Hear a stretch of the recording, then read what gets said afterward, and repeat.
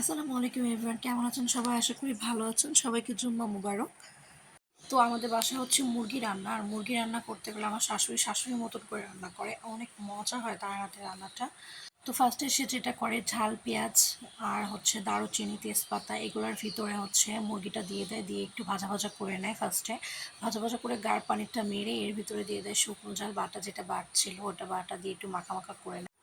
তারপর যেটা করে, এটা মাখা করার পরে হলুদ, লবণ, ধনিয়া, তারপরে হচ্ছে মরিচের গুঁড়া এগুলো দিয়ে আবার একটু মাখা করে একটু মানে ভাজা ভাজা করে।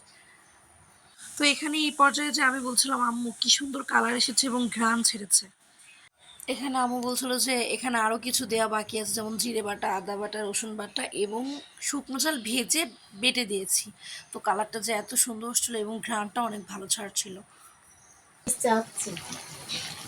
আমি বলেছিলাম ও কষানো হয়ে গেলে এক পিস আমার টেস্ট করতে দিয়ে। ঢাকার কি আছেন তুমি মেয়ে চালিয়ে প্রমাণ করে দেখে নিয়ে আসছো? তাহলে বলো তো হি। বলতো হি। তো এখানে আমি আমার শাশুড়িকে বলেছিলাম যে কষানো মাংস আমাকে দিতে, তো আমার শাশুড়ি আবার আমার বরকে ডেকে দুষ্টুমি করছিল। তো শেষমেশ আমাকে এক পিস দিল টেস্টের জন্য, আমি খাবারটা খাইলাম, ওফ কি যে মজা।